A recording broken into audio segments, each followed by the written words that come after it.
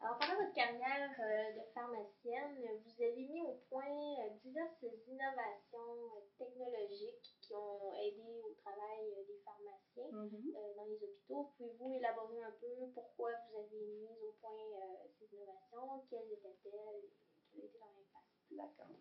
Alors, lorsque je suis arrivée au général, il a fallu restructurer le département de façon significative.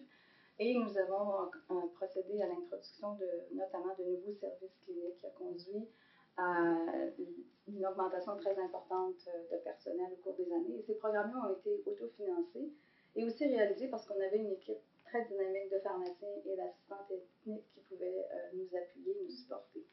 Les principaux projets ont été notamment le programme d'informatisation de la pharmacie, et nous l'avons fait aussi en collaboration avec le Royal Vic, à l'époque, qui commençait déjà à avoir des projets communs. Ensuite, nous avons fait une introduction d'un système d'additifs de centrale au et nous avons jumelé le projet avec aussi l'introduction des mini-perfuseurs. Alors, à l'époque, c'était quand même un projet très, très important, et en plus, le fait de faire 2 changements importants pour le nursing, c'était vraiment un projet majeur, mais on s'est dit que comme il y a de la résistance au changement, aussi bien le faire une fois et de le réaliser de façon importante. Et ça a été vraiment un succès, notamment grâce à la collaboration des pharmaciens. Et Sylvie Duval a été une pharmacienne hors pair qui s'est occupée de ce projet. Et aussi, une chose dont je suis bien fière, c'est la justification administrative de la robotique. Alors, nous avons fait l'achat du premier appareil d'ATC 212 au Québec à l'époque. Ensuite, une autre réalisation qui me tient beaucoup à cœur, c'est que nous avions financé des postes informatiques dédiés à la pharmacie sur chaque unité de soins. C'était très novateur et je pense qu'à ce jour, ça n'a probablement pas été c'est dans quelles années? Ça a été fait dans les années 90, à peu près, 91, 92. Et ces postes informatiques nous permettaient de décentraliser le pharmacien, nous permettant d'avoir accès au dossier pharmaceutique du patient sur l'étage, donc de ne pas nécessairement revenir à la pharmacie. Et ça permettait aussi aux équipes, autant aux pharmaciens mais aux équipes médicales et infirmiers, de pouvoir avoir accès en ligne à notre formulaire et aussi au protocole de traitement qui avait été élaboré notamment par le comité de pharmaco. Et ce qui est très intéressant parce que ça permettait à l'équipe de pouvoir voir exactement quel médicament était privilégié par rapport à une thérapie. Ensuite, nous avons aussi participé à l'instauration d'un programme d'échange avec des étudiants en pharmacie français. Et nous avons fait aussi un symposium annuel qui était pour des pharmacies qui exerçaient en réseau hospitalier en France.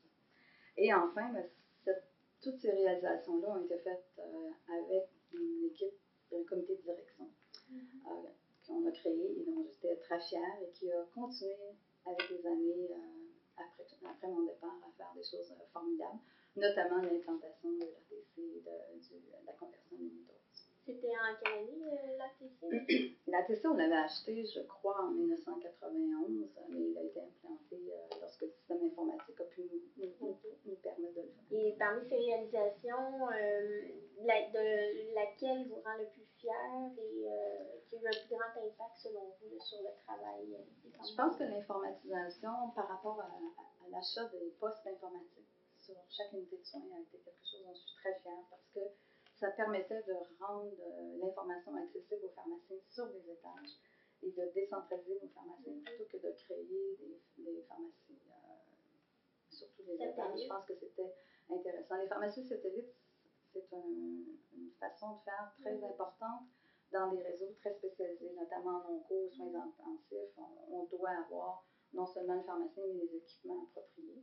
Alors que sur les étages, quand on peut faire un suivi thérapeutique, je pense qu'on peut avoir des moyens, des outils informatiques peuvent nous aider grandement à ce niveau. Donc, avec ces moyens-là, vous avez pu intégrer encore plus le pharmacien dans les équipes médicales. Alors, pour implanter l'informatique en pharmacie, je sais que dans les années précédentes, la pharmacie avait souvent été négligée au niveau informatique.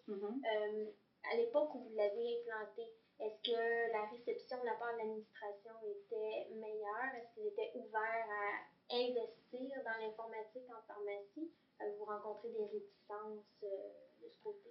En fait, quand on regarde, les budgets ont toujours été problématiques pour les pharmaciens et pour les hôpitaux. Alors, tous nos projets ont été autofinancés. Donc, l'introduction de l'informatique a été financée avec le projet de conversion à l'unidose et le projet de centrale d'additifs au soluté. Alors, on avait présenté un projet où on montrait l'économie qui pouvait être réalisée non seulement avec le gaspillage des médicaments, ou le fait que lorsqu'un médicament injectable était envoyé, une fiole était envoyée sur l'étage, l'infirmière ne réutilisait pas nécessairement le reste du produit, ce qui est très acceptable parce qu'elle ne peut pas nécessairement savoir comment il a été dilué par une autre de ses collègues.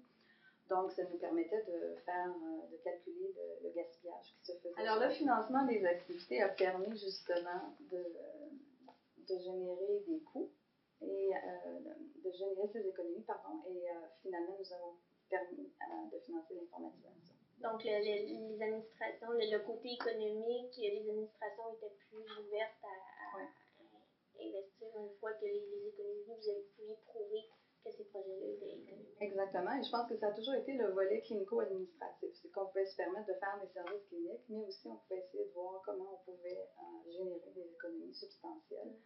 Notamment quand on a fait la conversion mini-perfuseur en remplacement des mini-sacs, il y a eu des économies importantes qui ont été faites à ce niveau-là, ce qui nous a permis d'accumuler, de faire aussi, de financer l'achat de l'ATC 212.